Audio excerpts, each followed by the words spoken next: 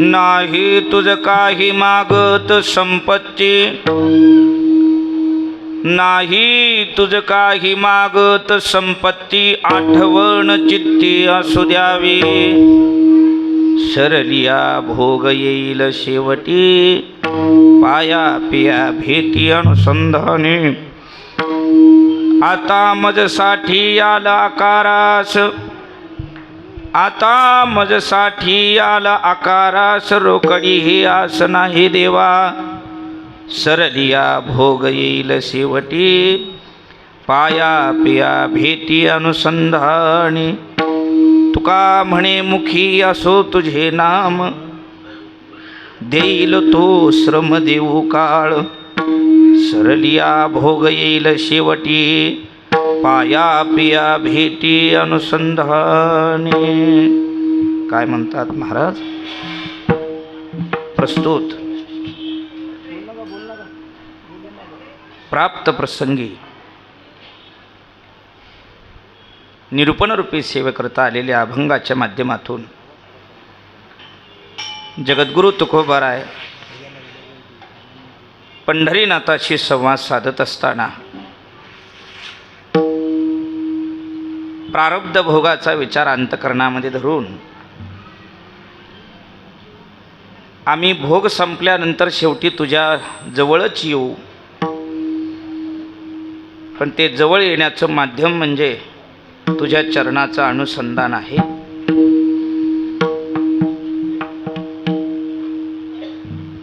ते अनुसंधान आम्हाला प्राप्त व्हावं, मुखामध्ये तुझं सतत नाम असावं, आणि मग या क्रिया घडत असताना आम्हाला काळाने कितीही त्रास दिला तरी त्याच्या परीनं त्याने द्यावा, आणि तुझ्या नामाच्या आणि चरणाच्या अनुसंधानाने आम्ही तो सोसावा आणि तुझ्यापर्यंत यावं, असं एक विशेष धैर्य सामर्थ्य साधना या अभंगाच्या माध्यमातून तुकोबारायांनी मागितलेली आहे. आणि संत महात्म्यांचं मागणं हे देवाच्या बरोबर ज्यावेळेस असतं त्यावेळेस लढिवाळपणाचं मागणं असतं, आणि संतांच्या समोर ज्यावेळेस मागणं असतं त्यावेळेस हक्काने लढिवाळपणाचं मागणं असतं. आपल्या सगळ्यांच्या परिचयाचा हा अभंग आहे, आणि विशेष मंचरीचं पारायण अनुष्ठान असल्या कारणानं श्रीगुरुदादांची तशी आज्ञा आहे की बुवानं मंचरीचं पारायण असेल तर मंचरीतला अभंग घ्यावा. त्या निमित्तानं हा अभंग माझ्या सेवेला आलेला आहे. या अभंगाची आम्हाला जवळून जास्त ओळख होण्याचं कारण आपल्या फडाचे निष्ठावंत वारकरी श्री हरिभक्तीपरायण भीमराव झरेकर अण्णा यांच्या शेवटच्या काळामध्ये त्यांनी याच अभंगावर सतत चिंतन करून ईश्वराची आळवण केली की तुझ्या चित्तामध्ये आमची आठवण असावी आणि आमच्या चित्तामध्ये तुझी आठवण असावी. हे अनुसंधान आम्हाला तुझ्यापर्यंत येण्याकरता खूप विशेष आहे. परंपरेच्या आधारानं चालत असणारा आपला हा अखंड हरिनाम सप्ताह आहे. अनेक महात्म्यांचं या ठिकाणी योगदान आहे, अनेक भाविकांचं योगदान आहे, आणि थोर तपस्वी श्री हरिभक्तीपरायण आमच्या उपाशीबुवांचं मार्गदर्शन आहे. या सगळ्या गोष्टी एकत्रित झाल्या. रामनवमीला उत्सव सुरू झाला आणि हनुमान जयंतीच्या नंतर याचा काला, म्हणजे देव आगमन आणि महात्म्याचं आगमन या दोन्हीचा पर्वकाळ एकत्रित साधलेला आहे. आणि त्याच्यामुळं त्या दोघांचं एकत्रित येणं झालं की तिथं नामस्मरण हे येतच. असं म्हणून तुका म्हणे देवभक्ताचा संगम, तेथे ओघ नाम त्रिवेणीचा, असा त्रिवेणी संगम आहे. सद्गुरूंच्या कृपेनं तुम्हा सर्व मायबाप थोर महात्म्यांच्या इच्छेनं आजची ही सेवा माझ्याकडे आलेली आहे. श्रवणाला आलेल्या आणि सांगत असणाऱ्या वक्त्याला या दोघांना सुद्धा एक अनुसंधान असं पाहिजे की आपलं लौकिक जीवन जगत असताना भोग भोगल्याशिवाय गत्यंतर नाही. मग बुवा लहान असू दे किंवा मोठा असू दे आणि श्रोताही उत्तम असू दे किंवा मध्यम असू दे, सूत्रबद्धता अशी आहे, आम्ही केलेलं कर्म संचित रूपानं उभा राहतं आणि ते संचितातलं कर्म योग्य वेळेला योग्य ठिकाणी नको असलं तरी सुद्धा प्रारब्ध रूपानं भोगायला येतं आणि ते टाळता येत नाही. म्हणून जगद्गुरु तुकोबराय अठ्ठासानं सांगतात, देवा माझा भोग संपल्यानंतर मी तुझ्यापाशी येईल, पण तोपर्यंत तुला काही गोष्टी मला द्याव्या लागत्या. काय द्यावं लागेल? अभंगाचं पसूचरण आहे. मी तुझ्याकडे संपत्ती मागत नाही, नाही तुझं काही मागत संपत्ती, आठवण चित्ती असू द्यावी माझ्या चित्तामध्ये तुझी आणि तुझ्या चित्तामध्ये मी तुझा भक्त कुणीतरी आहे याची आठवण असू द्यावी. दोन्ही बाजूने याचा अर्थ घ्यायचा. हा आजचा मागणीचा दिवस आहे. परंपरेला ही रीत मान्य आहे नाही ह्या गोष्टी वेगळ्या, पण अभ्यास चिंतनाकरता तसं वर्गीकरण केलेलं आहे. पहिल्या दिवशी असा अभंग घ्यावा, दुसऱ्या दिवशी हा घ्यावा, शेवटच्या दिवशी पण एक दंडक आहे, काल्याच्या दिवशी काल्याचाच अभंग घ्यावा आणि चरित्र ते उच्चारावे केले देवे गोकुळी. आम्ही काहीतरी दिल्यानंतर आपल्याला मागण्याचा अधिकार आहे. अगोदर काहीतरी द्यावं लागतं. तुकाराम महाराज म्हणतात, नाही दिले पावईल कैसा, दिलंच नाही तर येईल कसं, प्राप्त होईल कसं? काहीतरी दिल्यानंतरच मागण्याचा अधिकार प्राप्त होतो. मग काय द्यावं? आम्हा दासांच्याकडं हरीच्या नामाशिवाय त्याला द्यायला दुसरं उत्तम असं काही नाही आणि त्याच्याकडून घेण्यासारखं याच्याशिवाय उत्तम दुसरं काही नाही. ज्ञानोबारायांच्या प्रमाणे तप्पे विना दैवत दिदल्या विना प्राप्त, तप्पे विना दैवत दिदल्या विना प्राप्त, तप्पे विना दैवत दिदल्या विना प्राप्त, तप्पे विना दैवत दिदल्या विना प्राप्त, तुझे विना गीत कोण सांगे, तुझा विना हित कोण सांगे, तुझा विना हित कोण सांगे. तप्पे विना दैवत दिदल्या विना प्राप्ती, पूजन विना हित कोण सांगे,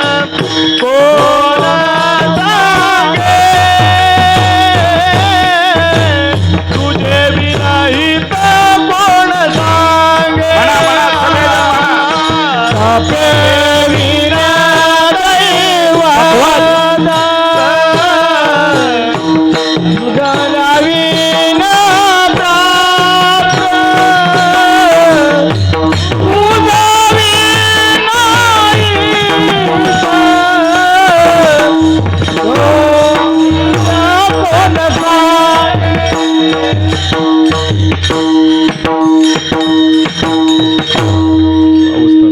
आपल्या सगळ्याला माहिती आहे, कर्मण्येवाधिकार असते मा फलेषु कदाचन.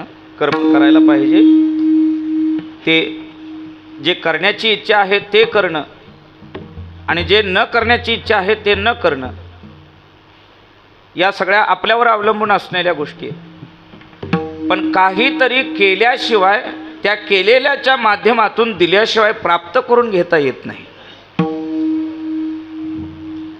काहीच नाही दिलं, काहीच नाही दिलं आणि फक्त काल्याचा प्रसाद खाऊन गेलं. ती संकल्पना ठेवली सगळ्यांनी, वैकुंठी तो ऐशे नाही कवळ काही काल्याचे, म्हणून आपलं काल्याला जायचं, काल्याचा प्रसाद घेऊन यायचं पण काही द्यायचं नाही. एवढ्याच गोष्टीवर सगळं प्राप्त होईल असं अजिबात नाही. ऐकून घ्या. आत्यंतिक आवडीनं गळ्यामध्ये सद्गुरूंच्याकडून माळ घेतली आणि गुरु केला तरी एवढ्याच गोष्टीवरती मोक्ष प्राप्त होत नाही. तसं जर झालं असतं तर जगद्गुरू तुकोबारायांनी माळ गळ्यात घातली असती आणि परंपरेची एकदा वारी केली असती, निवांत घरी प्रपंच केला असता. प्रपंचावरची संपूर्ण आसक्ती बाजूला काढली आणि सद्गुरूचा अनुग्रह झाल्यानंतर पूर्ण आसक्ती ईश्वर चरणावर ठेवून साधना केली. अहोरात्र असं भजनाला बसावं तुकोबारायांनी, सगळा द्वैत भाव नासावा आणि व्याघ्र सर्प विंचूंनी अंगावर फिरावं तरी त्यांनी दंश करू नये. आम्हाला ते का होईना कर्म करावंच लागतं. ज्याच्या माध्यमातून पुढं होऊन संचित निर्माण होईल आणि त्या संचिताच्या माध्यमातून प्रारब्ध कर्म तयार होईल. 3 प्रकारचे कर्म सांगितलेत शास्त्रानं. एक वर्तमान कर्म, जे आत्ता करतो ते, त्याच्यातून प्राप्त होणारं असतं ते संचित कर्म, आणि जे परत त्याच्यातून प्राप्त होतं त्याला म्हणायचं प्रारब्ध कर्म. आमचे नाथ महाराज याला सोपं करून सांगतात. केलेलं कर्म, त्या केलेल्यातून झालेलं कर्म आणि झालेल्यातून योग्य वेळेला भोगायला आलेलं कर्म. पण ते भोगल्याशिवाय मरत नाही आणि मेल्याशिवाय पुन्हा जन्माला येत. केले कर्म झाले त्याची भोग आले कर्म झाले त्याची भोग आले कर्म झाले त्याची भोग आले कर्म झाले त्याची भोग आले. उपजले मेले ऐसे किती, उपजले मेले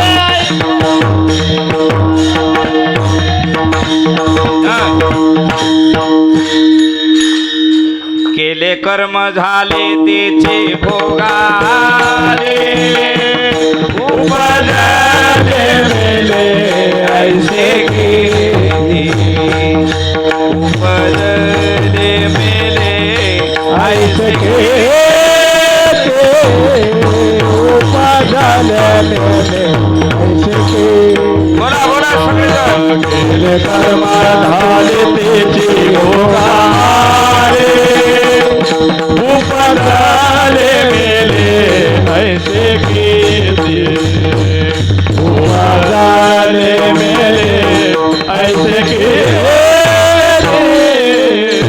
उपजले मेले ऐसे किती.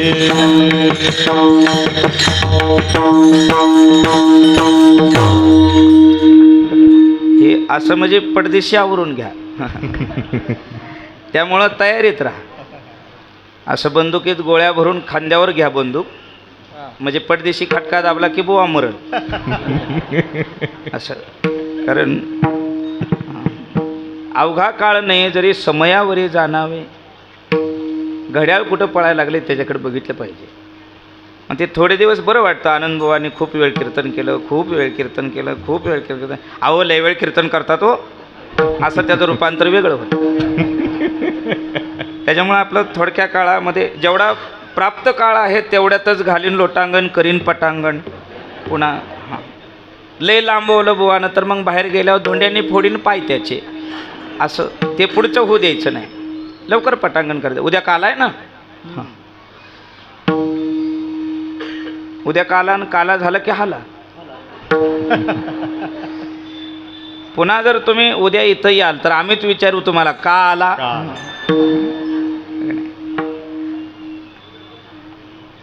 काही माणसांचा नियम असतो, जागर ते जागर. जागराला यायचं ते पुढल्या वर्षी जागरालाच यायचं.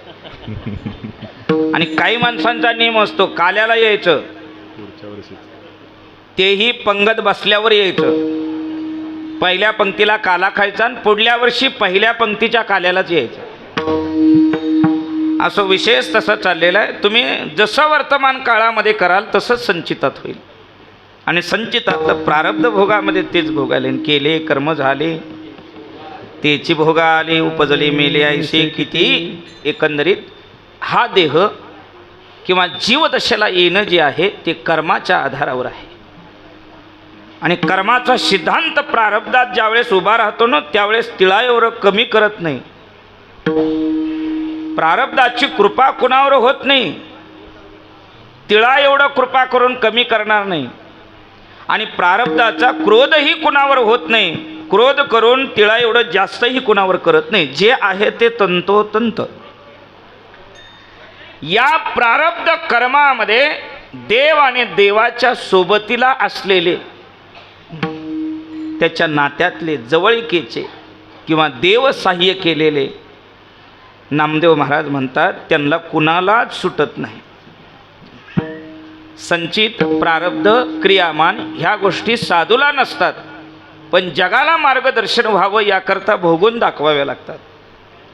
आणि देवानं नियम घालून दिलेला आहे या कर्ममार्गाचा, म्हणून स्वतः नियम मोडून चालत नाही. म्हणून पहिल्या अवतारात काही झालेलं असलं तर दुसऱ्या अवतारात पूर्ण करायला येतो.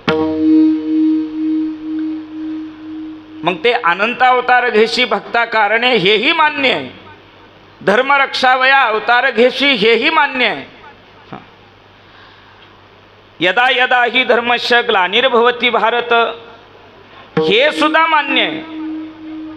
पण नामदेवराय कर्माचा सिद्धांत मांडताना सांगतात कर्म कृष्णालाही भोगावं लागतं आणि रामालाही भोगावं लागतं.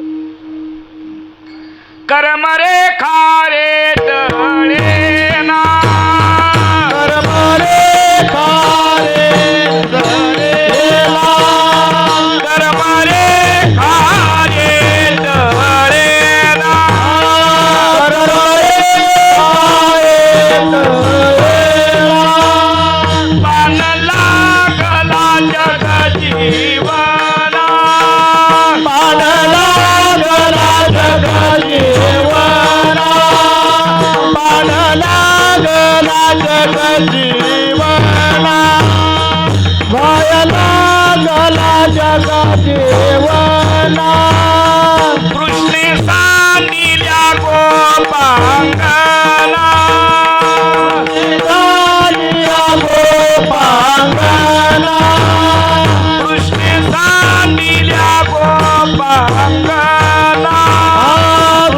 राजिया गोपांगना,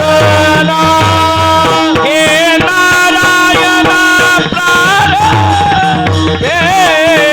हे नारायणा प्रारब्धे, हे नारायणा प्रारब्धे, हे नारायणा प्रारब्धे.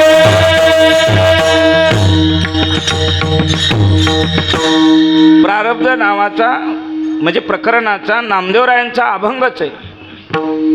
नामदेवराय सहज सोप्या शब्दामध्ये समजून सांगताना अनेक मोठ्या मोठ्यांची उदाहरणं देऊन सांगतात. आम्ही सामान्य कुठं पुरणार आहेत याचा भाव प्रगट करतात नामदेवराय. कृष्ण साह्य पांडवाशी, पांडवाशी कृष्ण साह्य. कृष्ण म्हणजे कोण? कर्तुम अकर्तुम अन्यथा कर्तुम शक्तीने परिपूर्ण आणि षडगुण ऐश्वर्य संपन्न एक भगवंताची जाण. तो भगवंत ज्यांना साह्य आहे कृष्ण साह्य पांडवाशी, तरी सुद्धा ते भोगिती नष्टचर्याशी, साह्य केल्या हरिहराशी, प्रारब्ध कोणाशी तळेना. आयशी प्रारब्धाची ठेव, झाले भिक्षुक पांडव, राज्य घोडे भाग्य सर्व सांडेला ठाव प्रारब्धे. शरीर संचिता अजीन, धर्मराजा हिंदेवन, कर्मे बुडाला रावण आणि दुर्योधन प्रारब्धे. इथं रावणाचं उदाहरण देतात, दुर्योधनाचं उदाहरण देतात. अभिमाने शिशुपाळ, कृष्ण हस्ते झाला काळ, यादव निमाले सकळ केले निर्मूळ प्रारब्धे. यातच वर्गीकरण करत असताना रामकृष्णाचं सुद्धा नाव घातलं.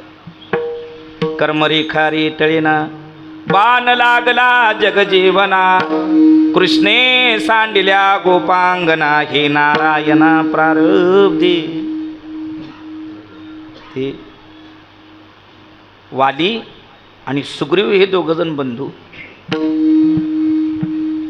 वाली सुग्रीवाचं चुकून झालेलं वैर आहे.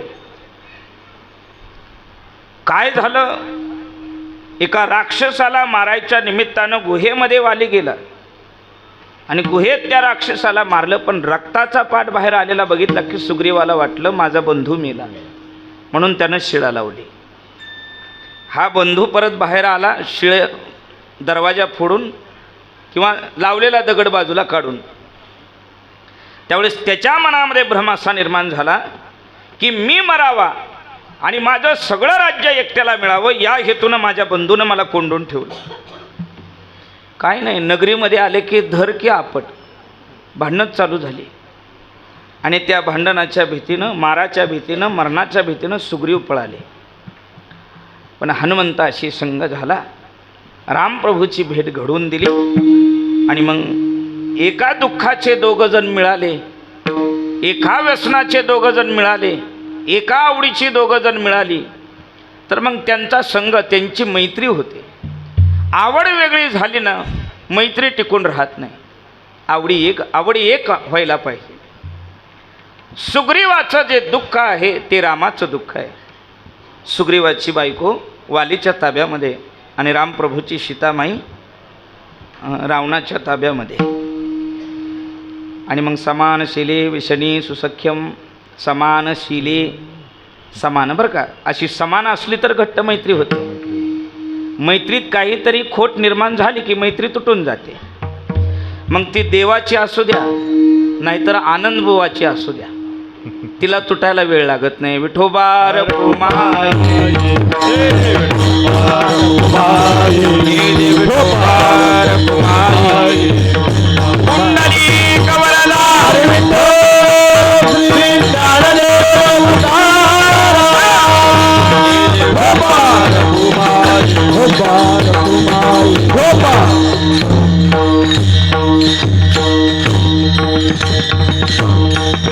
दोघांच्या मध्ये करार झाला, तुला मी साह्य होणार, तू मला साह्य हो. एकमेकाला साह्य झाली. पहिली सोडवण सुग्रीवाची करायची. मग सर्व वानर एकत्रित करून सुग्रीवाच्या माध्यमातून मग लंकेवर स्वारी करायला जायचं. असं देवानं सांगितलं, जा हाक मार तुझ्या बंधूला आणि युद्धाला तयार हो, मी त्याचा वध करतो. आले नगरीमध्ये. आता एवढं सगळं पाठबळ झालेले, प्रत्यक्ष परब्रह्म आणि हनुमंतराय बरोबर असताना आता मरणाची काय भीती आहे. जाऊन हाक मारली, ये. ते ये म्हणून आवाज ऐकल्याबरोबर पळत आलं की धर की आपट. आणि दोघं जण युद्धासाठी एकत्र मिसळले की राम प्रभूला कळना यातला वाली कोण आणि सुग्रीव कोण. आता सुग्रीव वाली म्हणून मी बाण मारला आणि तो सुग्रीवाला लागला तर शरणांगताचा वध केल्याचा दोष लागल का नाही. आणि पुन्हा आम्ही बुवा लोक वारकरी संत महात्मे असं म्हणायचं नाहीत की शरणांगता वज्रपंजर. आम्ही असं म्हणू, शरणांगता मारी तो अगोदर, मग वैर्यावरी धरितो शस्त्र. असा गुरुची आज्ञा आली ना तर एक गाडीवर गाथा लिहून तयार होईल. पण ज्ञानोबा तुकोबारायांच्या नंतर ओवी करायची नाही, अभंग करायचं नाही, हा नियम आहे. त्यांची सेवा, अक्षरांची सेवा करायची. ते बी किती, आता किती वाजले, 9:30 वाजले. म्हणजे आता म्हणजे कीर्तन होऊन जेवायला बसायची वेळ आहे का नाही. तरीसुद्धा बुवाला त्याच्या पत्रिकेमध्ये कीर्तन देताना वेळ दिलेली असते 2 तासाची. मग तुम्ही 10ला कीर्तन उभा केलं तर 12ला संपणार. हे बघा, जरा थोडंसं राग यासारखं बोलतो. भावाला घर बांधायचं असलं आणि त्याचा आया जर व्यवस्थित बसत नसला तर पाया खांदायसाठी तुम्ही आपल्या हक्काची 2 इंच जमीन भावाला देत नाही. देता का? खरं बोलायची आईची शपथ आहे तुम्हाला. नाही ना देत. मग माझ्या हक्काचं 2 तास मी का बुडवायचं बरं. हां, मग ते 2 तास झाल्याशिवाय आता वळवळ करायची नाही. भात शिजून चांगला मुरू दे, मुरल्यावर गोड लागतं. विठोबा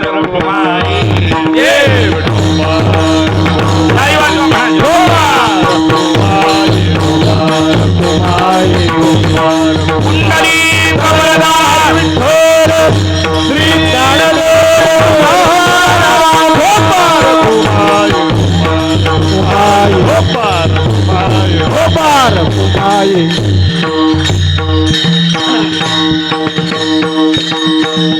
आपला नियम आहे फळाचा, मध्यंतरी एकदा विठोबा रुक्मिणी भजन करायचं. सारखं सारखं का घ्यावं वाटतं माहिती आहे का? बसणारामध्ये कुणाचा तरी चेहरा समाधी लागल्यासारखा दिसला ते चांगलं आहे. समाधी लागल्यासारखा प्रसन्न दिसला तर चांगलं आहे, पण वर गेल्यासारखा दिसला तर मग ते तपासायसाठी म्हणून मध्ये मध्ये भजन करावं लागतं निदान. आणि नामाची बळीनं भिऊ सर्वथा कळीकाळाच्या माथा असं म्हणून सेवेला बळ येतं ते नामस्मरणामुळे येतं. चिंतन कमी करायचं, जगाला सुधरवण्याचा प्रयत्न बुवानं कमी करायचा.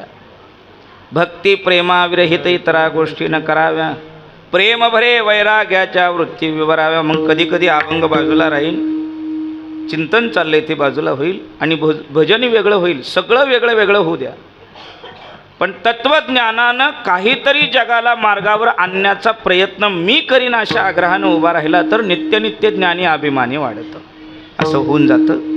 म्हणून तुम्ही आम्ही खेळीमेळी गदारोळी आनंदे. आता ही झालेली 5 मिनटं ही कीर्तनात धरायची नाही तर हे आपल्या घरातलं सांगत होतं मी. घरातलं कीर्तनात कशाला मांडायचं, त्यानं दोष लागतो. असं कसा तरी जीव वाचून सुग्रीव पळाला, रामाच्या जवळ आले आणि अत्यंतिक व्याकुळ विवळत, प्रभू तुमच्या आज्ञेनं गेलो, तुमच्या आश्वासनावर तयार झालो आणि तुम्ही मला मार खायला सोडलं. शरणांगताची अशी फजिती मागं कुणाची झाली असं मी बघितलेलं नाही जेवढी आज माझी झाली, आणि पुढं होईल का नाही सांगता येत नाही. आमच्या रामप्रभूने सांगितलं, हे बघ दोष माझा नाही, तू मला सांगायला पाहिजे होतं की माझा बंधू आणि मी सारखेच आहोत. वाली कोण आणि सुग्रीव कोण हे ओळखता येत नाही म्हणून मला बाण मारता आला नाही. मग आपल्या कंठातली माळ रामप्रभूनं काढली आणि सुग्रीवाच्या गळ्यामध्ये घातली. त्यावेळेसपासून नियम झाला, ज्याच्या गळ्यामध्ये माळ आहे तो माझा. कधीपासून?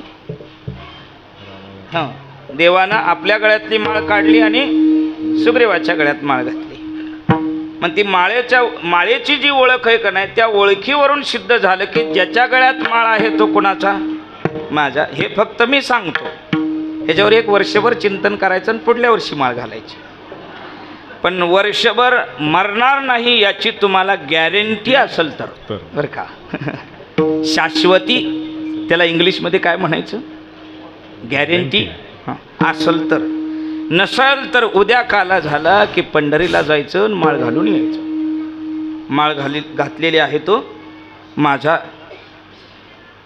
युद्धाला गेल्यानंतर झाडाच्या पाठीमागं उभा राहून रामप्रभूने वालीला बाण मारला आणि वाली पडली.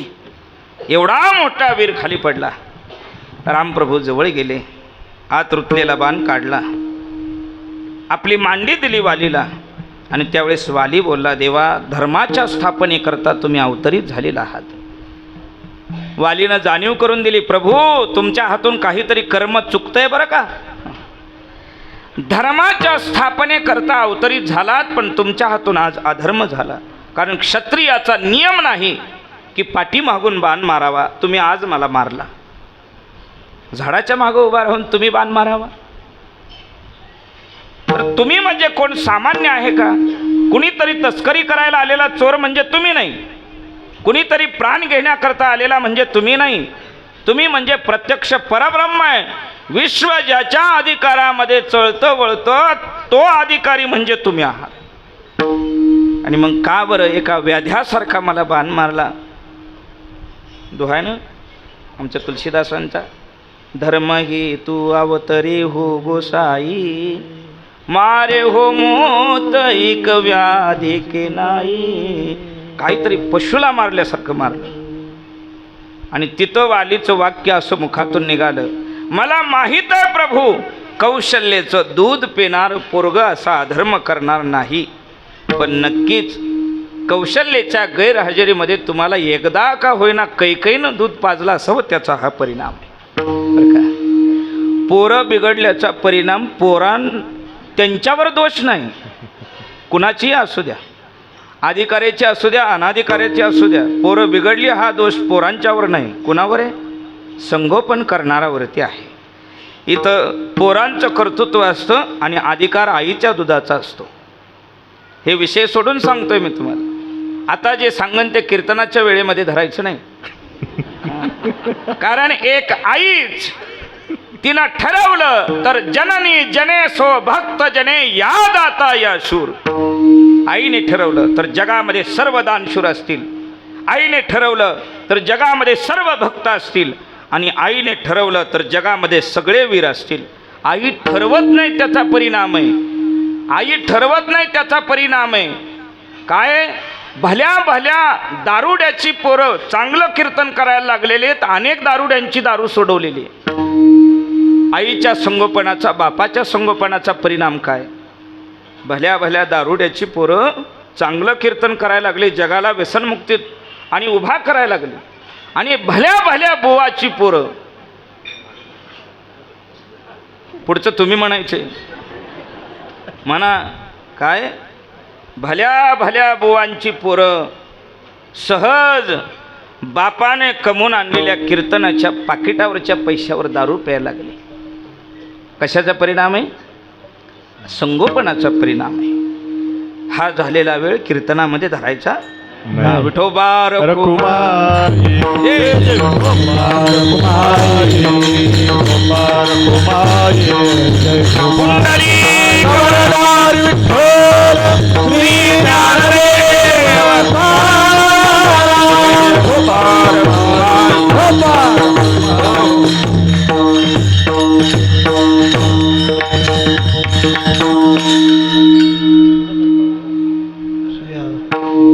इथं दृष्टांत संपला.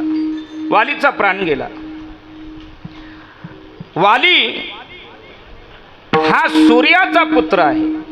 वाली हा इंद्राचा पुत्र आहे आणि सुग्रीव हा सूर्याचा पुत्र आहे. या राम अवतारामध्ये प्रभू सूर्याच्या पुत्राला सहाय्य होतात आणि इंद्राच्या पोराचा वध करतात. बघा कर्म. आणि पुढचा अवतार परब्रह्माचा कृष्ण रूपाचा झाला. हा सूर्यवंशी अवतार होता, हा चंद्रवंशामध्ये झाला. इथं अर्जुन हे इंद्राचे पुत्र आहेत आणि कर्ण हा सूर्याचा पुत्र आहे. देव कृष्णाच्या अवतारामध्ये इंद्राच्या पोराला सहाय्य झाला आणि सूर्याचा पोरगा मारला. कर्म रेखा रे, ही लेवलसारखं देवाला कर्माची करत पुढे जावं लागतं. या कृष्ण अवतारामध्येच ज्या वालीला झाडाच्या मागे उभा राहून बाण मारला, तोच वाली कृष्ण निजधामाला जायच्या अगोदर व्याध्याच्या रूपामध्ये येतो आणि भगवंताच्या चरणाला बाण मारतो. कोळी आणि तुझं विंदी येली पायी नियम हा कर्मरेखा रे टळेना, कर्मरेखा रे टळेना, बाण लागला जगजीवना. कृष्णाला गोकुळ सोडावं असं वाटत होतं का? कुणाला वाटतं आपल्याला आपल्या स्नेहाची माणसं सोडून लांब राहावी असं वाटतं? कधी नाही वाटत. जुन्या काळातले अधिकारी माणसं, बरं का, अधिकारी पदावर बसायच्या अधिकाराची माणसं आत्ता शेती करताना दिसत आहेत. आणि ते बोलायला लागले तर चांगलं खडखड इंग्लिश वाचतात, बोलतात सुद्धा. त्यांना विचारलं ना, अहो एवढं सगळं ज्ञान तुम्हाला, तर मग नोकरीला का गेला नाहीत? ते सांगतात कॉल आला होता, कॉल आला होता. पण कॉल आलाय हे कळालं की आजीनं रडायला सुरुवात केली. 8 दिवस रडायची बंदच राहिली नाही. आणि आजीच्या प्रेमासाठी नोकरी सोडली. कुणाच्या? आजीच्या प्रेमासाठी नोकरी सोडली. स्नेहाच्या माणसांनी दूर जाऊ नये ही भूमिका आपली असते. इथं कृष्णावर स्नेह करणाऱ्यांचं अख्खं गाव आहे, प्रेम करणाऱ्याचं अख्खं गाव आहे. आणि प्रत्येक क्षणाला वाढतं प्रेम करणाऱ्याचं गाव आहे. कुणाचं कमी प्रेम आहे गोकुळामध्ये सांगा? म्हणे हरिरूपी गुंतल्या वासना, उदासत्या सुना. सुनांचं प्रेम कमी नाही. कोणी सुना, कोणी लेकी, कोणी एकी स्वतंता. म्हणजे सासवांचंही प्रेम कमी नाही आणि लेकींचंही प्रेम कमी नाही. इथं जेवढं प्रेम स्त्रियांच्या हृदयामध्ये, तेवढंच प्रेम पुरुषांच्या हृदयामध्ये, गोपाळांच्या हृदयामध्ये अशी पूर्ण प्रेमाची माती सगळी सोडावी लागली नाती. आणि भगवंताला एक दिवशी रथात बसून सगळ्यांचं रडणं पाहत पाहत आणि आपण सुद्धा रडत गोकुळ सोडावं लागलं. कृष्णे सांडिल्या गोपांगणा अक्रूर न्यायला आले. रथ आल्याबरोबर एक प्रत्येक गोपिकांच्या मनामध्ये संकेत गेला की आज नक्कीच गोकुळामध्ये काहीतरी वेगळं होणार आहे. कारण मथुरेवरनं रथ आलेला आहे. आणि मग एक एक एक एक गोपिका नंदाच्या वाड्यासमोर, नंदाच्या वाड्यात जमायला सुरुवात झाली. कुणी कुणी आतमध्ये गेल्या. यशोदा कपाळाला हात लावून बसले, डोळ्यातून अश्रू, थोडासा राग आहे चेहऱ्यावरती. आणि एका गवळणीनं जाऊन विचारलं, होय ग, अक्रूरानं रथ आणून दारामध्ये उभा केलेला आहे, अक्रूर आलेला आहे आणि कृष्ण कुठं दिसत नाही, नेमकं काय वातावरण आहे आम्हाला सांगते का? मग असं विचारल्याबरोबर काय असतं, रडायला लागलेल्या माणसाला का रडतो म्हणलं ना, जास्त रडू येतं. ते कारण थोडं असू द्या नाहीतर मोठं असू द्या, काय झालं बुवा असं म्हणलं ना, बुवाला जास्त रडू येतं. त्याच्यामुळं रडणाराचं रडणं संपल्यानंतर विचारा. रडणाराचं रडणं संपल्यानंतर विचारलं. आता तिथं काय चालू होतं माहिती आहे का? रडणं संपलेलं असलं ना, कशामुळं रडू आलं होतं ह्याचं रडगाणं सुरू होतं. त्याच्यामुळं त्या भानगडीत पडूच नाही आपण. यशोदेला गवळणीनं विचारलं, यशोदे साजनी, हा रथ शृंगारलेला आहे आणि अक्रूर दारामध्ये आहे. गवळण पुसती यशोदेला, कोठे गे सावळा, का रथ शृंगारीला सांगे ओ मजला. अक्रूर उभासे बाई ग साजनी, या नंदाच्या अंगणी मिळाल्या गवळणी. म्हणल्याबरोबर यशोदेचा कंठ सद्गदित आणि रडू आलं. बोले नंदाची पट्टराणी, सद्गदित होनी, मथुरेशी चक्रपाणी, जातो गे साजनी. विवळ झाले मन वचन ऐकोनी, या नंदाच्या अंगणी मिळाल्या गवळणी. एकीला एक, एकीला एक, एकीला एक अशी सगळ्या गोकुळात वार्ता पसरली. आणि जितक्या जणींना अपेक्षित अंगणामध्ये उभा राहता येईल अशा अनंत गवळणी नंदाच्या अंगणाच्या समोर अंगणात येऊन आकांत करू लागल्या. देवानं अक्रूराला खुणवलं, इथनं लवकर गेलो तर बरं आहे, नाहीतर इथलं चरित्र असं आहे जे मला सुद्धा पाहायला आवडत नाही. देव बोले अक्रूराशी, वेगी हाकिया रथाशी, या गोपीच्या शोकाशी न पहावे मजशी. आणि देव लगबगीनं घरातून आले की रथातच जाऊन बसले. रती चढले वनमाळी, आकांत गोकुळी, भूमी पडल्या. इकडं हा रथामध्ये गेला. रथात गेल्याबरोबर सगळ्यांनी लोळणच घ्यायला सुरुवात केली. लोळायला लागल्या. भूमी पडल्या व्रजबाळी. सगळ्यांचं समान दुःख आहे. आता कुणी कुणाला सावरायचं सांगा. समोरची जेवढ्या आकांतामध्ये त्याच्यापेक्षा दुसरी जास्त आकांतात आहे. कुणी कुणाला समजवायचं सांगा. घरात 10ची 10 माणसांना कोरोना झालाय. कुणी कुणाचं सांत्वन करायला जायचं? होऊ नये कुणाला, पण कुणी कुणाचं सांत्वन करायचं सांगा. घाबरू नको मी आहे असं म्हणता येते का? अरे घाबरू नको मी आहे, पण तुझा आमच्यापेक्षा पीएच जास्त आहे. सांत्वना कुणी कुणाची करावी. भूमी पडल्या व्रजबाळी, कोण त्या सांभाळी. आणि या भारत देशामध्ये ईश्वरावरचं प्रेम असं प्रगट केलं गोपिकांनी. डोळ्यातून एवढा अश्रूचा पाट व्हायला. प्रत्येकीच्या नंदाच्या वाड्याच्या समोर असलेली सगळी जमीन अशी डोळ्यातल्या पाण्यानं भिजून गेली. एवढं प्रेम पाजळलं.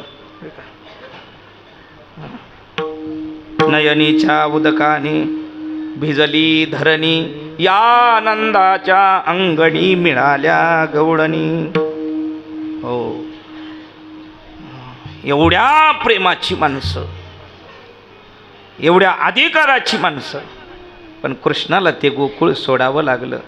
कृष्णे सांडिल्या गोपांगना, हे नारायणा प्रारब्धे कारण, कारण भोगतो न घडे संचिता वाचोनी, भोगतो न घडे संचिता वाचोनी, भोगतो न घडे संचिता वाचोनी, भोगतो न घडे संचिता वाचोनी. करावे ते मनी समाधान, मनी समाधान. भोगतो न घडे संचिता वाचोनी, भोगतो न घडे संचिता वाचोनी, भोगतो न घडे संचिता वाचोनी, भोगतो न घडे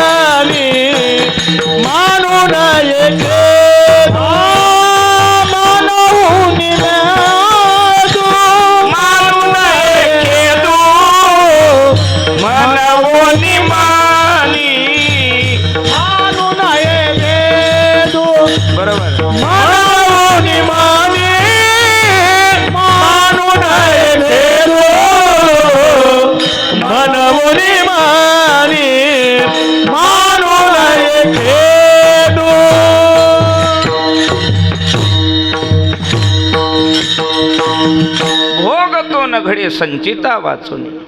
त्याच्यामुळं करावे ते मनी समाधान, मनोनी आ मनी मानू नये खेदू. बर का, म्हणून या मनी मानू नये खेदू, मनाव जरी कीर्तन लवकर सोडिना आनंदू. खेदू मानायचं नाही, तुमचं संचित प्रारब्ध तसं, त्याला मी काय करणार.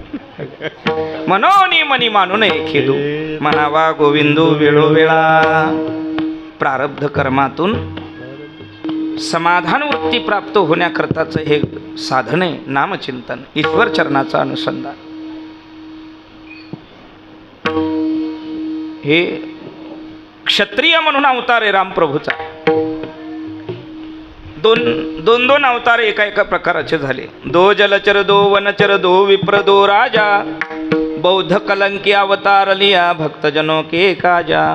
ते दो राजा म्हणजे एक कृष्ण आणि एक राम. राम हे क्षत्रिय आहेत, तरी सुद्धा लंकेवर स्वारी ज्यावेळेस करायची त्यावेळेस बरोबरीनं दुसरा क्षत्रिय साह्याला कोणी घेतलेला नाही. माणसं नाही घेतली बरोबर. मनुष्यबळाचं सैन्य पाठीमागं नाही, वानरं गोळा करावी लागली. सवे मिळवणी वानरे फिरी दिगंतरे प्रारब्धे. 72 कोटी अस्वलं, 56 कोटी माकडं आणि 18 पद्म वानरं एवढी संख्या गोळा करावी लागली. श्वापद म्हणायचं यांना. क्षत्रिय कोणी दुसरा बरोबर घेता आला नाही. का? निव्वळ प्रारब्ध. काय झालं? फिरी दिगंतरे प्रारब्धे. फिरता असता काय झाले, पुढे संचित ओढवले, जानकीस राक्षसे नेले, दुःख भोगिले प्रारब्धे. हे कुणाच्या बायकोचे? हे देवाच्या बायकोचे. कुणाच्या? जानकीस राक्षसे नेले. 6 महिने जे रावणाच्या इथं आमच्या सीतामाईला राहावं लागलेलं आहे, तिथलं कष्ट जर सीतामाईंनी सांगायचं म्हणलं तरी शब्दात सांगता येत नाही, एवढं कष्ट भोगावं लागलेलं आहे.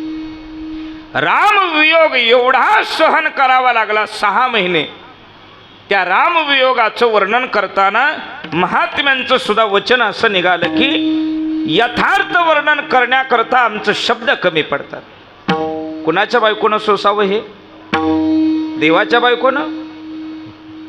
भोगतो न घडे संचिता वाचोनी. रुक्मिणीचं आणि कृष्णाचं लग्न झालं. रथात बसून निघाले. आपल्या सगळ्याला माहिती आहे कसं लग्न झालं.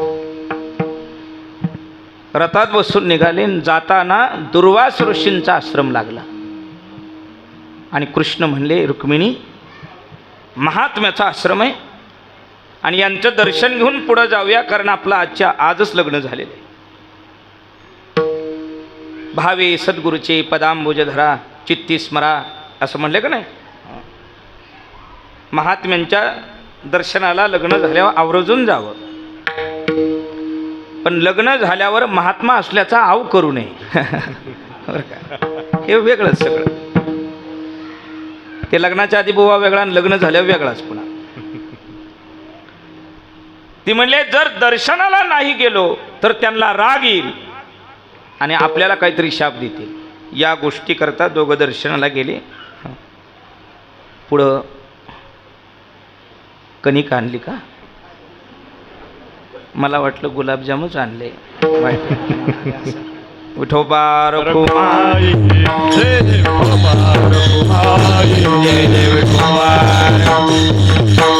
कुंडली कवळला हरी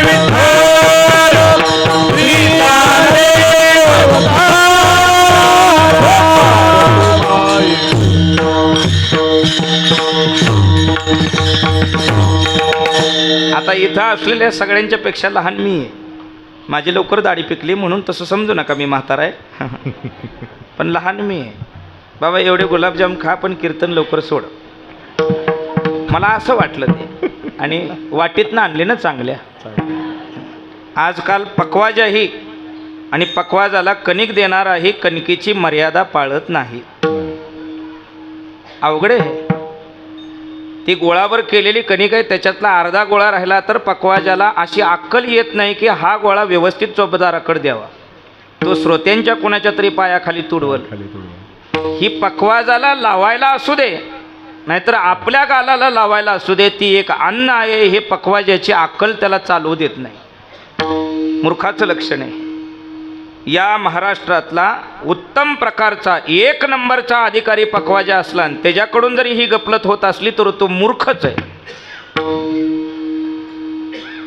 बुवानं कंबर बांधून कीर्तन करावं हे जेवढं मर्यादेचं आहे ना, तेवढं पकवाजानं कणिक जपणं हे सुद्धा खूप मर्यादेचं आहे. भले तुझ्या हाताने लावू नको, मळू नको, पण लावलेली ती कुणाच्या तरी पायाखाली जाऊ देऊ नको. मला माहिती आहे आता एवढ्या वक्तव्यावर सगळ्या महाराष्ट्रातले पकवाजे लाले लाल होतील. पण मी पण साध्याचा लाल नाही बरं का. लाल नाही. ज्याच्या खांद्यावर लाल कमली असते त्याचा मी लाल आहे. लाल कमली ओढी पिनाहे बरं का. असू द्या. बोलणं हे आमचं कर्तव्य आहे आणि समाजाने बोललेलं सहन करून घेणं हेही आमचं कर्तव्य. हीच रीत आहे. पण तुमचं हित होईल ते सांगावं तो अधिकारच आमचा आहे. अधिकार म्हणतो या गोष्टीला मी. तुमचं हित होईल ते सांगावं हा अधिकार आमचा आहे. नाहीतर प्रत्येकाच्या घराघरामध्ये एक एक बुवा असला असता आणि त्याने आपलं घर सुधरवलं असतं. होतंय का तसं? नाही होत. असं झालंच असतं असं तर एवढ्या लांबून इथं यायची आमची काय गरज आहे का? आणि तुम्ही तरी आम्हाला बोलवलं असतं का? त्याच्यामुळं घराघरात बुवा होत नाही ते बी चांगले.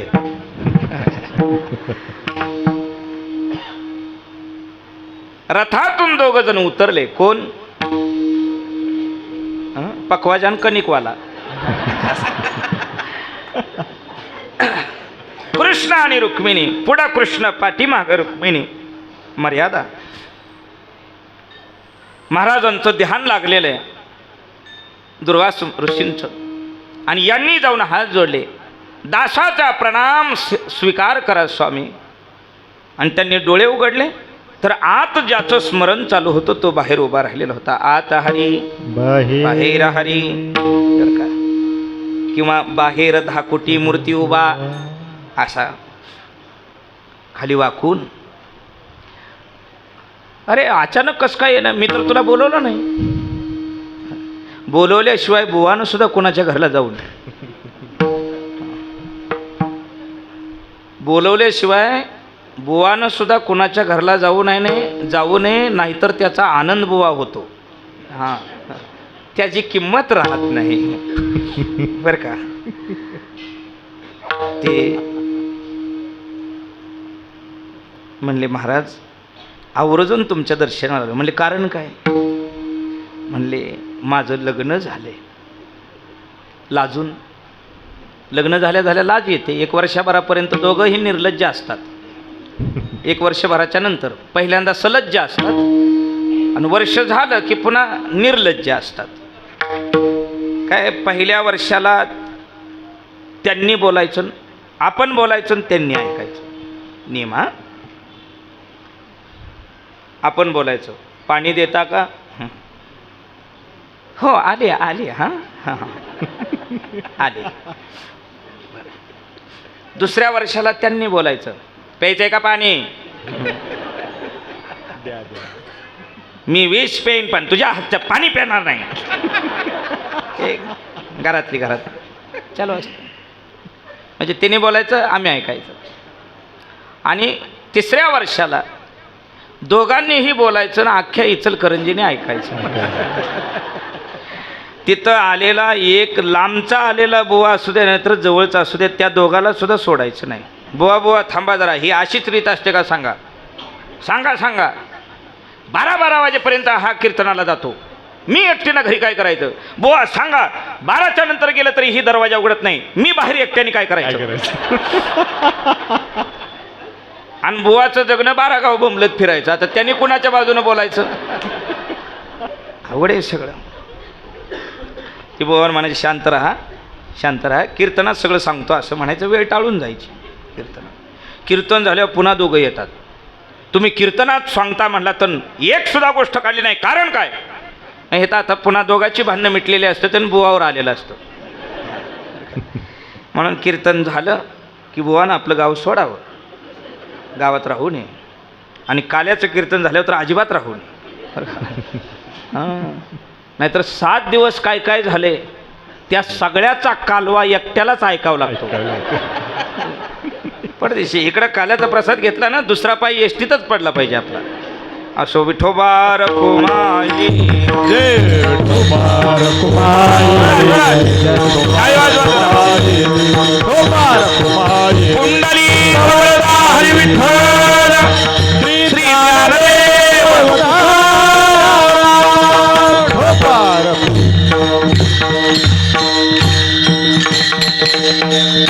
ही झाली 5 मिनटं कीर्तनात धरू नका. हां धरायचं. हां ते काय म्हणले, आमचे सोकाशी बाबा म्हणले तुमची तब्येत बरी नाही, त्याच्यामुळं जास्त वेळ काही कीर्तन करू नका, आपलं 1-2 वाजेपर्यंत कसं तरी आवरून घ्या असं.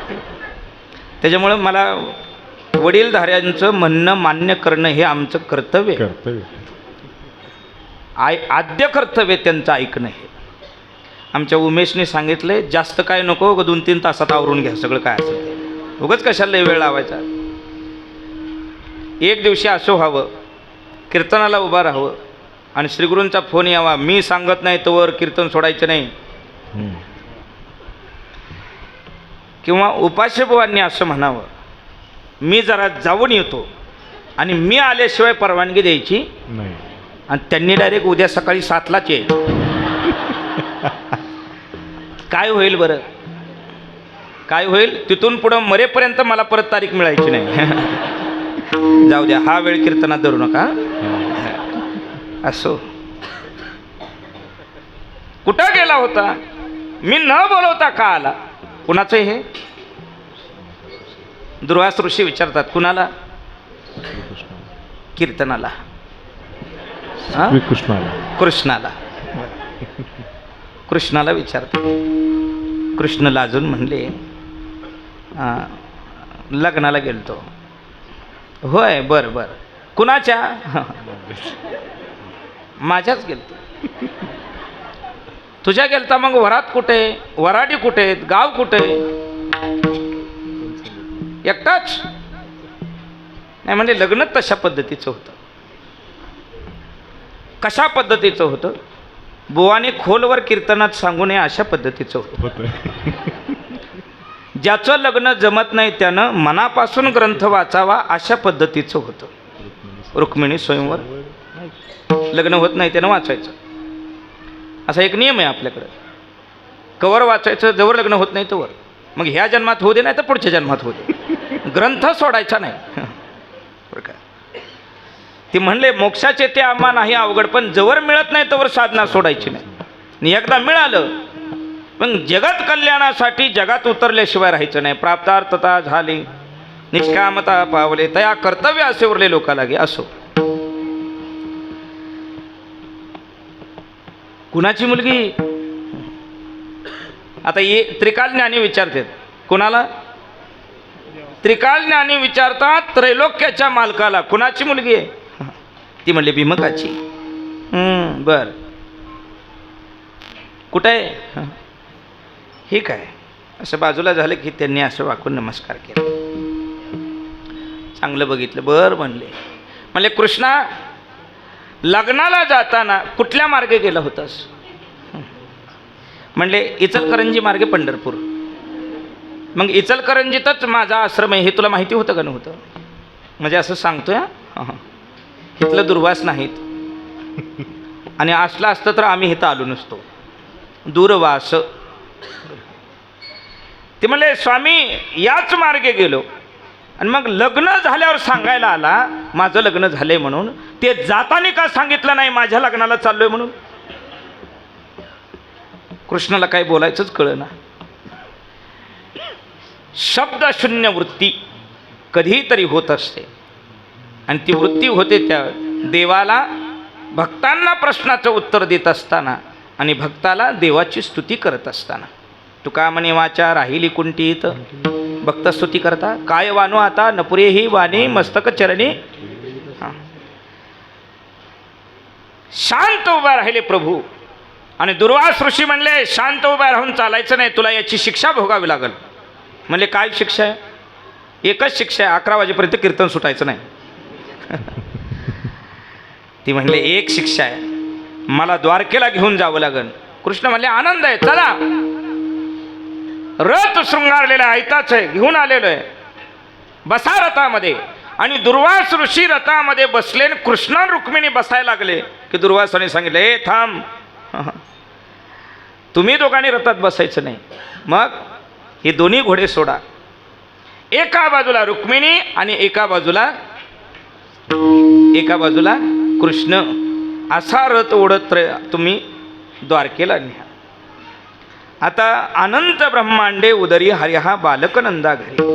याच्या पुढचं अनंत ब्रह्मांडे का रोमी ऐसे धेंडे. त्याला दुर्वासांचा रथ ओढणं हे आनंदाची बाब आहे. भक्त समागमे सर्व भावे हरी न सांगता करी सर्व काम. आणि सांगून असेल तर किती आनंद, त्याला ओढायला अडचण नाही. पण ही सुकुमार जी आमची जननी आहे माता रुक्मिणी, थोडं अंतर पार झालं रथ ओढण्यात आणि तहान लागली, कासावीस झाल्या. ती जेवण केलं, आईबापांची भेट घेतली, सगळ्यांनी वाटं लावलं, पाय धुतले, असलं काही विधी झालंच नाही ना. देवाला आल्या, मंदिरामध्ये त्या रथात बसून इकडंच आल्या. अन्न पाण्याचं काही पोटामध्ये नव्हतंच.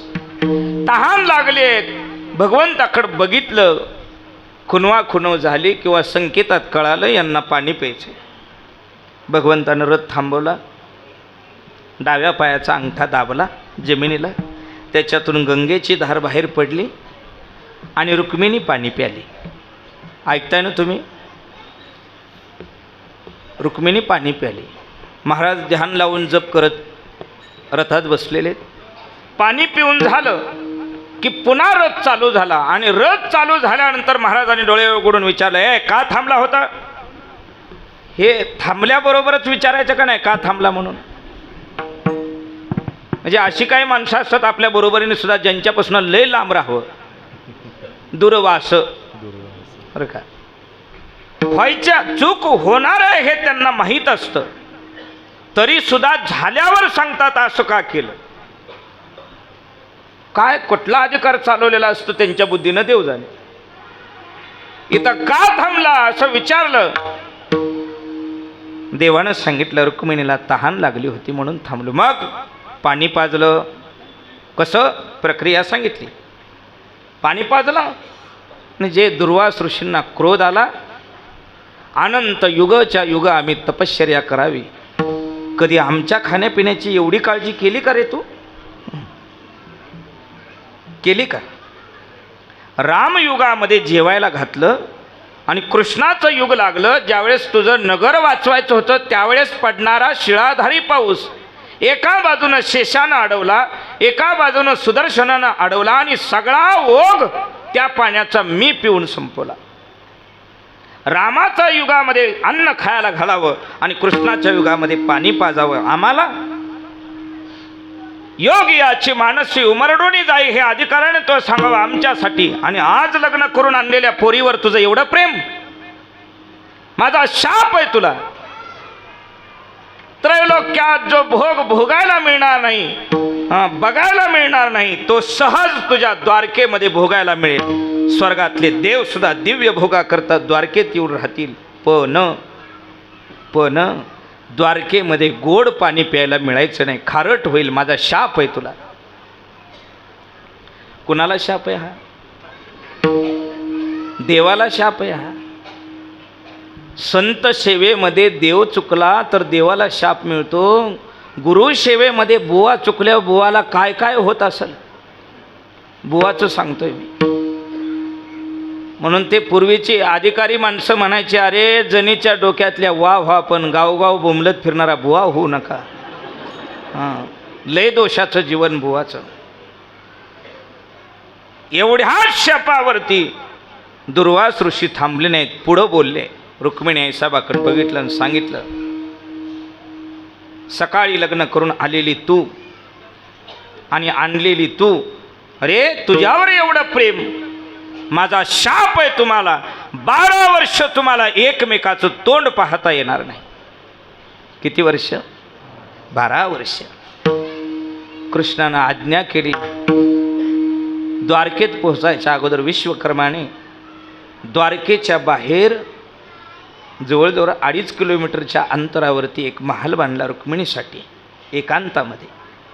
आणि अशी बापाच्या घरातून गेलेली रुक्मिणी 12 वर्ष एकांतवासामध्ये राहिली. ज्याच्यासाठी पाठीमागं पळून आली त्याचं जवळ असून सुद्धा 12 वर्ष तोंड पाहता आलं नाही. कुणाला? रुक्मिणीला. 12 वर्ष नारदासारख्या महात्म्यांच्या सहवासामध्ये सत्संगात दिवस घालवले, कृष्ण स्मरणामध्ये वियोगामध्ये दिवस घालवले. कधी 12 वर्ष संपत्ती आणि कधी मला माझ्या श्रीहरीचं मुख पाहायला येईल. हे कुणाच्या जीवनातले, कुणाच्या बायकोचं आहे? हे कुणाच्या बायकोचं आहे? श्रीकृष्ण. देवाच्या म्हणा एक मुखानं. कुणाच्या बायकोचं आहे? देवाच्या. देवाच्या. मग बुवाच्या बायकोच्या कहाण्या तुम्ही वाचायच्या नाहीत, उगं राम राम म्हणायचं. काय त्या भानगडीत आपण पडायचं नाही. भोग तो न घडे संचिता वाचोनी, करावे ते मनी समाधान, मनवोनी मनी मानून खेदू म्हणावा गोविंदू. वेळोवेळा जगद्गुरु तुकोबाराय म्हणतात, तुझ्या चरणाच्या अनुसंधानानं, तुझी आम्हाला नितांत असलेल्या चित्तातल्या आठवणीनं आणि मुखात सतत असलेल्या नामस्मरणानं एक दिवशी हा भोग संपेल. एका जनार्दनी भोग प्रारब्धाचा हरिकृपे त्याचा होईल आणि तुझ्या चरणाच्या अनुसंधानं तुझी माझी भेट होईल. म्हणून मी तुझ्याकडं आज संगतीत मागण्याच्या या प्रक्रियेमध्ये संपत्तीचा भाग, संततीचा भाग समोर ठेवणार नाही. नाही तुझ काही मागत संपत्ती, नाही तुझं काही मागत संपत्ती, नाही तुझ काही मागत संपत्ती, नाही तुझं काही मागत संपत्ती. आठवणा चित्ते असो द्यावी, आठवणा चित्ती असो द्यावे, आठवणा चित्ती असो द्यावे. सरलिया भोग येईल सेवटी, सरलिया भोग येईल शेवटी, सरलिया भोग येईल सेवटी, सरलिया भोग येईल शेवटी. आया पेया भेटी अनुसंधाने, माया पिया भेटी अनुसंधाने, माया पिया भेटी अनुसंधाने. उठोबार कुमार कुमार कुमारी, जय जय कुमार कुमारी, कुमार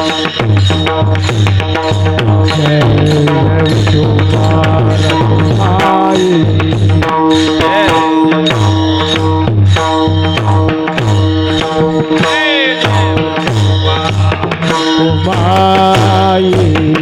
एका मनानं सगळ्यांनी म्हणायचं टाळी वाजवून, जय जय विठोबा कुमारी. म्हणा म्हणा,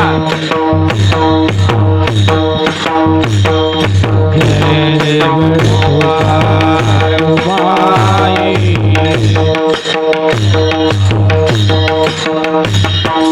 जय जय विठोबा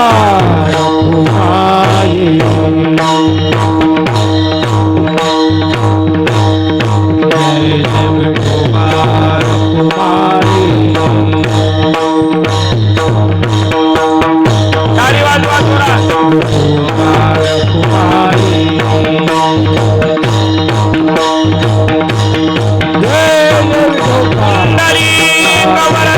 हरी विठ्ठल श्री ज्ञानदेव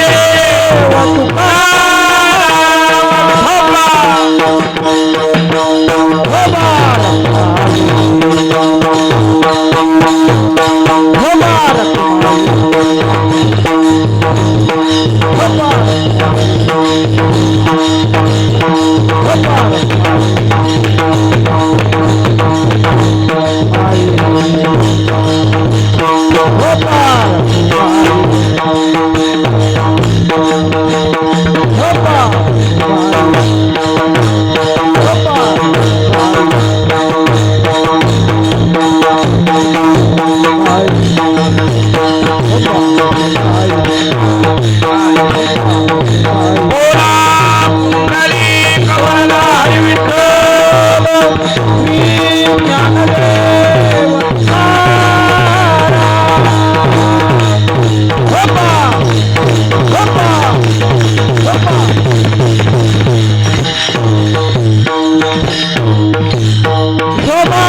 Kumar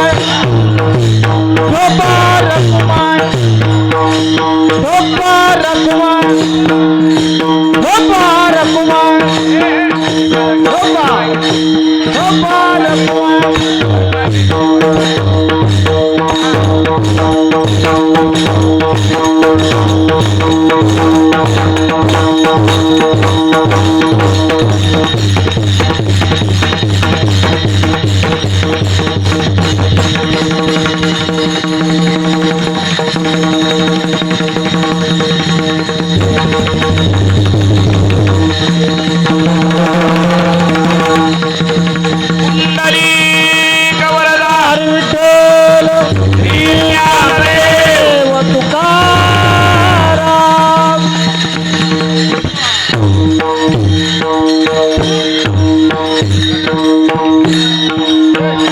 सगळ्यांनी खाली बसून उठायचं. टाळ टाळ. जे बसत नाही त्याला बायकोची शपथ आहे. तात्या. हा.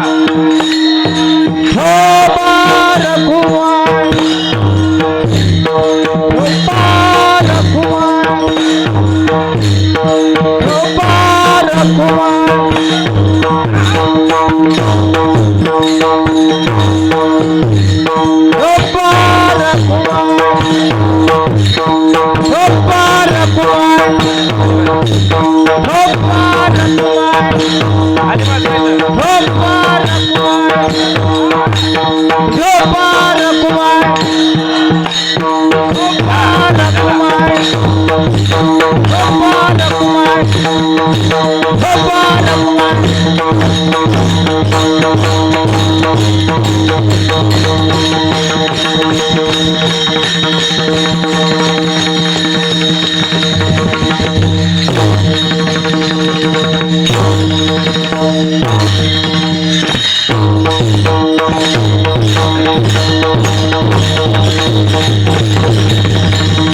बोला पुंडलिक विठ्ठल श्री ज्ञानदेव देव तुकाराम.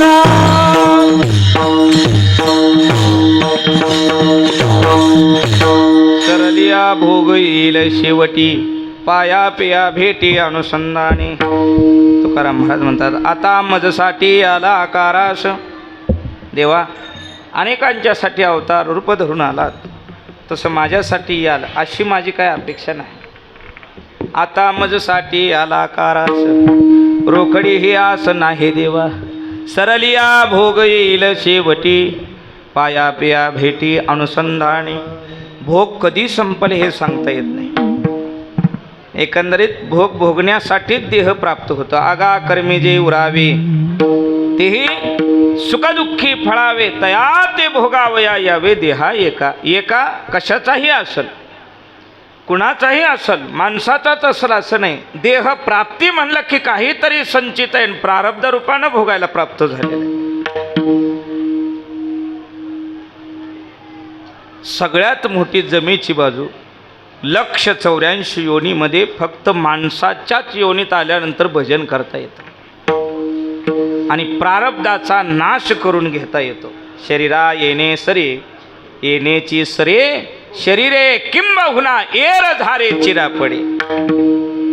काय साधन असेल तर ईश्वराचं स्मरण, नामस्मरण, नित्य नामस्मरण, अखंड खंडेना जीवन राम कृष्ण नारायण सारखं सारखं असावं, सप्त्यापुरतं नसावं. ज्ञानेश्वरी कधी वाचायची? सप्त्यात एकदा वाचली की पुढल्या वर्षी सप्त्यात वाचायची नाही. नाही, अखंडता जेव्हा साधली नाही, जोपर्यंत अखंडता साधनेमध्ये येत नाही तोपर्यंत साध्यापर्यंत जाण्याचा मार्ग सुलभ होत नाही. म्हणून एक कीर्तन केलं तरी प्राप्ती आहे. ती एकदा प्राप्ती झालेली असली तरी महात्मा एका कीर्तनावर थांबत नाही. नित्य नित्य कीर्तनामध्ये मग सततम कीर्तयंतो माम यतंत शदृढव्रतः. सारखं कीर्तन केल्यानंतर सारखं नामस्मरण केलं, कीर्तनाची निनटनाची नासिले व्यवसाय प्रायचित्ताचे, तेत नामचना ही पापाचे आईशे केले. म्हणून एका जन्मात केलेल्या कीर्तनानं, एका जन्मात ऐकलेल्या कीर्तनानं लगेचच प्रारब्धाचा नाश होईल असं नाही, पुन्हा यावं लागेल. पण आल्यानंतर तेच मी करीन हा संकल्प घ्यावा लागेल. आल्यानंतर नाही, जात असतानाच आमचा संकल्प तो असला पाहिजे, घेईन मी जन्म याजसाठी देवा तुझी चरण सेवा. हेची घडो मज जन्म जन्मांतरी मागणी श्रीहरी म्हणशी काही मागा हेची देगा पांडुरंगा हेची देगा पांडुरंगा हेची देगा पांडुरंगा मनसी काही मागा हेची देगा पांडुरंगा हेची देगा पांडुरंगा हेची देगा पांडुरंगा मनसी काही मागा मनसी काही मागा हेची देगा पांडुरंगा हेची देगा पांडुरंगा हेची देगा पांडुरंगा मनसी काही मागा हेची देगा पांडुरंगा हेची देगा पांडुरंगा हेची देगा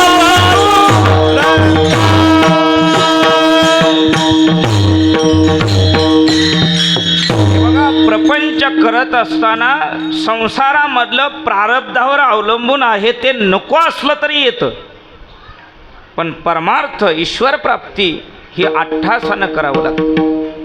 म्हणून प्रपंचातलं मागू नये कधी देवाकडं, कधी म्हणू नये नाही एखाद्याचं लग्न झालं तर कधी म्हणू नये माझं कधी होईल, देवाला म्हणू नये तसं. लग्न नाही झालं तरी सुद्धा चालतं, पण नामस्मरण नाही केल्यावर चालत नाही. लग्न झाल्यानंतर पुत्रप्राप्ती नसेल झालेली तरीही चालतं. आपल्याला एकट्याला पुत्रप्राप्ती नाही झाली म्हणून सगळं विश्व ओस पडणार आहे का? नाही पडणार. पुत्र नसेल तरी चालतो प्रपंचाला, पण नामस्मरण नसेल तर ईश्वर प्राप्ती होत नाही. नामस्मरण नसून चालत नाही. पुत्राचं लग्न नाही झालं तरी चालतं, पुत्राला पुत्र नाही झाला तरीही चालतो. मी तर असं म्हणेन, ज्याला पुत्र झालेला आहे त्यानं नातूची अपेक्षा करणं हे मूर्खपणाचं लक्षण आहे. संसारिकासाठी कशाला पाहिजे पुत्र? केवळ आमच्या पिंडदाना करता. याहून वेगळी काही संकल्पना नाही. कशासाठी पाहिजे? पिंडदाना करता संसारिकाला पुत्र पाहिजे. पुत्रप्राप्ती झाल्यानंतर आपल्या पिंडदानाची सोय झालेली असली तर पोराच्या पिंडदानाची सोय व्हावी ह्याची अपेक्षा करायची काय गरज आहे का? गरज आहे का? मला नातू व्हावा आणि तो माझ्या डोळ्यात देखतच व्हावा. बरं, नातूला नातू झाला, कुणाला? नातूला नातू झाला तरी सुद्धा आणखीन त्यालाही पुत्र व्हावा ही अपेक्षा करणारं म्हातारा असलं तर ते मरायच्या आधी त्याचा दावा केलेला बरा का नाही?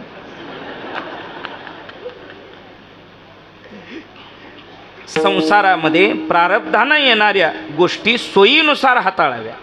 असल नसेल सर्वस्वी त्याचा भार देवावर घालावा आणि उद्धाराचा सगळा भार महात्म्यांच्या डोक्यावर घालावा. काय तुका म्हणे मज फिरता माघारे तेने उणे पुरे तुम्ही जाना. काही कमी जास्त झालं ना देवा, उन पुरत तुम्ही बघा. आता संसार हाती अंतरलोदरी आता कृपा करी नारायणा. पण इकडं महात्म्यांच्या आश्रयात आल्यानंतर सतत त्यांच्या चरणावर आज्ञा करायची. तुमचं दास्यत्व घडावं ही जन्मोजन्मी अंतकरणामध्ये संकल्प असावा सारखं. कसं प्रमाणे? तुका म्हणे सेवे माझे संकल्प वेचावे मग होत कल्पवरी सुखी गर्भवास हारी. कधी स्त्री व्हावं लागेल, कधी पुरुष व्हावं लागेल. या जन्मात पुरुष आहे म्हणजे पुढचा जन्म स्त्रीचा प्राप्त व्हायचा नाही असं नाही. या जन्मात स्त्री आहे ते पुढच्या जन्मामध्ये पुरुष होणार नाही असं नाही. असंही होईल. उत्तम प्रकारचे पुरुष होतो, पण काहीतरी प्रारब्धामध्ये गडबड झाली आणि त्याला तृतीयपंथी जन्म घ्यावा लागेल. नाही म्हणायचं नाही, अजिबात नाही म्हणायचं नाही. पण जन्मप्राप्ती झाली की मृत्यूच्या सोहळ्यापर्यंत हरिस्मरणाचा एवढा सोहळा करायचा की शेवटी प्रत्यक्ष परब्रह्म न्यायला यावं. सोपा मार्ग आहे हा. म्हणून अखंडता, नामस्मरणातली अखंडता, चरणाचं अनुसंधान आणि एका जन्मा करता नाही अनंत जन्मा करता मागत राहावं. ईश्वर साधना महात्म्यांच्या सेवेकरता एका जन्मासाठी नाही अनेक जन्माकरता देवाकडे मागणी असावी. त्याला म्हणावं मागं हेच करीत आलेलो आहे, मागे बहुता जन्मी हेच करीत आलो आणि आता अनेक प्रवाही घालू नको. संत संग देई, संत संग देई, अनेक प्रवाही घालू नको, दुसऱ्या मार्गात कुठंतरी निघू नको. किंवा तुझ्या नामस्मरणाच्या प्राप्तीच्या मार्गावर गेलेलो असलो तर प्रभू तुका म्हणे वाटे नको फुटू देऊ फाटे, मग आले भागा ते करीतो. हे सूत्र कधी वारकऱ्यानं विसरायचं नाही. आपत्ती काळामध्ये वारकऱ्यानं कधी सुद्धा हतबल व्हायचं नाही. कारण प्रत्येक ठिकाणचा अवस्थेचा अधिकाराचा असा एक उपाय महात्म्याने आम्हाला सांगितलेला आहे. जसं भाग्यामध्ये आलंय तसं भोग भोगावं, पण हरीचं नाम सोडू नये. त्याला सांगावं जसं येतंय तसं करतो. आले भागा ते करीतो, करीतो करायला नाही म्हणायचं नाही. गावामध्ये त्रास व्हायला लागला, घरामध्ये त्रास व्हायला लागला म्हणजे उगत पिशवी उचलायची आणि कुठं तरी लांब लांब फिरत बसायचं, असं करायचं नाही. टाळण्याचा प्रयत्न कराल तर त्याच्यासाठी म्हणून पुढचा एक जन्म घ्यावा लागेल, टाळायचं नाही. असोनी संसारी सगळ्याला पाटे म्हणा बरं. असोनी संसारी जीवे वेद शास्त्र हरिमुखे म्हणा, हरिमुखे म्हणा, पुण्याची गणना कोण करी. तिथंच राहून आपल्या जीवनामध्ये जेवढ्या आपत्ती आहेत ना त्याच्याहून अधिक आपत्ती महात्म्यांच्या जीवनामध्ये आम्ही पाहिलेली. अधिक अधिक रामकृष्ण.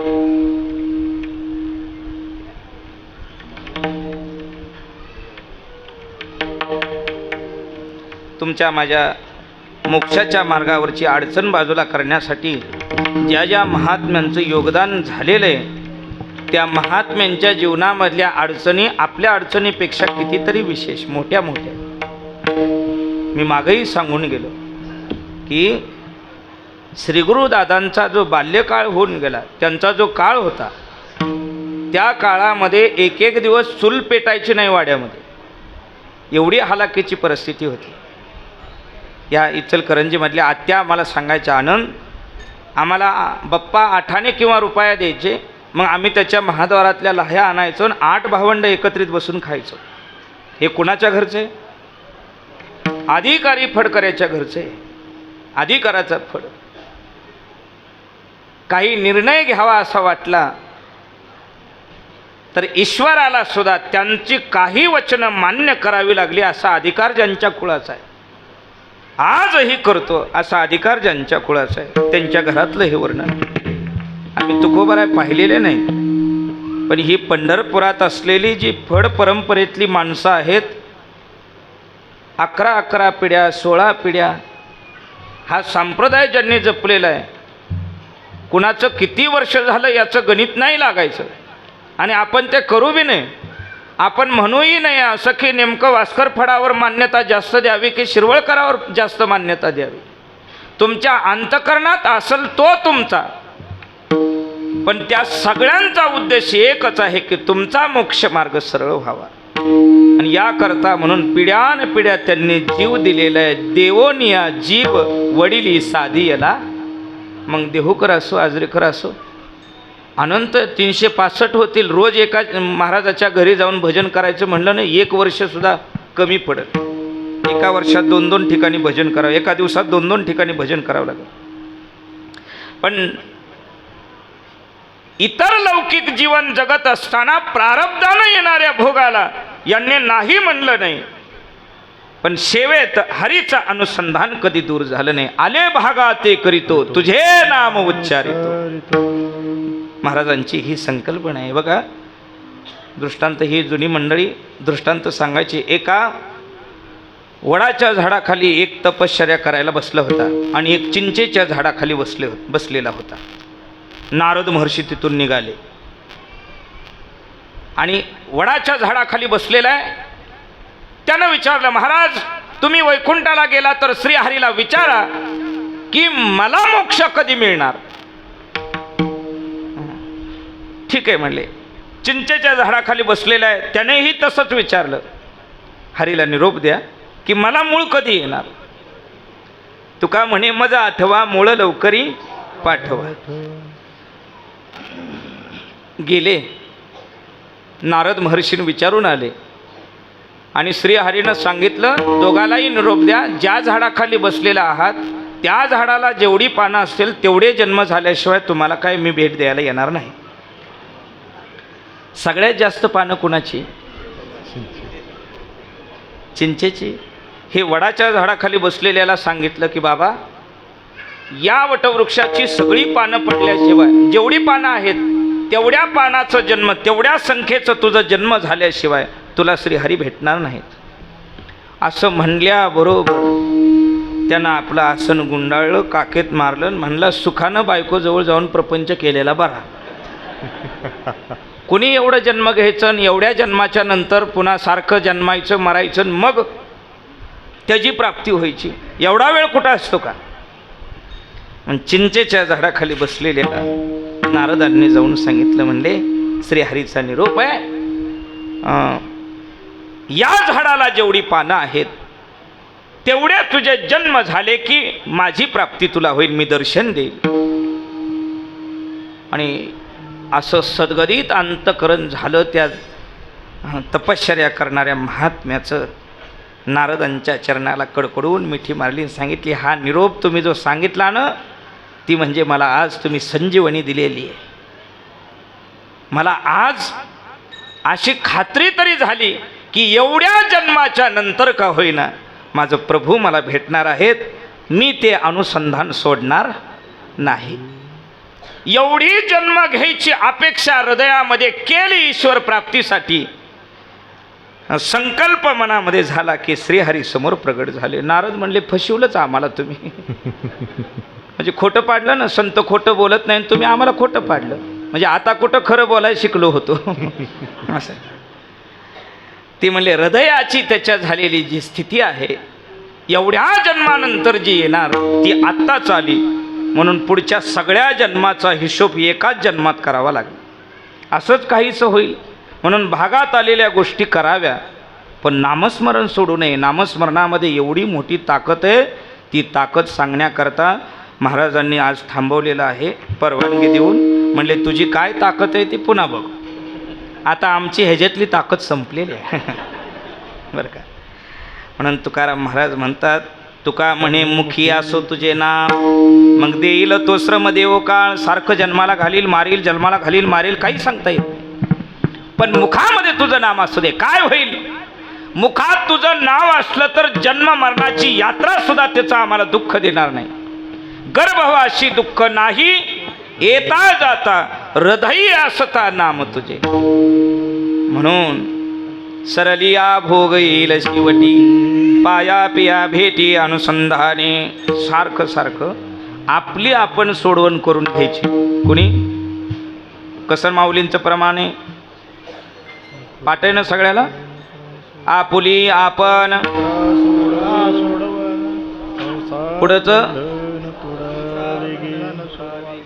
पुढचं संसार बंधन तोडा वेगी म्हणले. ती उगाच जोडाजोडीमुळे वेळ घालायचा नाही, जोडल त्यावेळेस जोडल, जसं प्रारब्धात असेल तसं. म्हणून सुरुवात म्हणा, रामकृष्ण नामे हे दोन्ही साजिरी, हृदय मंदिरी स्मराकारी. म्हणा भाऊ, रामकृष्ण नामे. जेवायचंय आपल्याला आता, जरा थोडंसं बळ लावून, म्हणजे 2 घास भाताचं जास्त जातं. रामकृष्ण नामे हे दोन्ही साजिरी, हृदय मंदिरी स्मराकारी. आपुली आपण करा सोडवण, संसार बंधन तोडावे. ज्ञानदेवा ध्यानी राम रामकृष्ण माळा हृदये जिवाळा श्रीमूर्ती रया आपुली आपण करा सोडवन संसार बंधन तोडावे गे. तसं अनुसंधान सारखं मागायचं सेवेमध्ये. म्हणजे तुका म्हणे मुखी असो तुझे नाम देईल तो श्रमदेव काळ सरलिया भोग येईल शेवटी पाया पेया भेटी. अनुसंधाने थोडीशा गडबडीमध्ये अभंगाचा काही सरळ सरळ तुमच्यासमोर भावार्थ प्रकट करता आला नाही. संगती लावता आली नाही. संगती लावायची तर या जन्मात लागल म्हणून असं बी नाही. याच्यासाठी पुन्हा एकदा जन्म, त्याच्यात सुधारणा होण्यासाठी पुन्हा एकदा जन्म, पुन्हा एकदा जन्म. असं चिंचेच्या झाडाखाली बसलोय असं समजूया आणि सारखं नामस्मरण करूया. सारखं म्हणा म्हणा.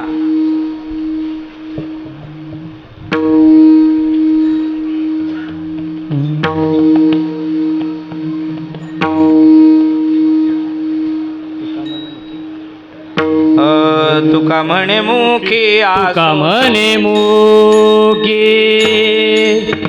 असो तुझे भैरवी नाम. भैरवी तुका म्हणे मुखी असो तुझे नाम. तुका म्हणे मुखी असो तुझे नाम. बोला बोला. तुका म्हणे मुखी असो तुझे नाम. तुका म्हणे मुखी असो तुझे नाम. तुका म्हणे मुखी असो तुझे नाम. तुका म्हणे मुखी असो तुझे नाम. तुका म्हणे मुखी असो तुझे नाम. तुका म्हणे मुखी असो तुझे नाम. देईल तो श्रम देऊ काळ. देईल तो श्रम देऊ काळ.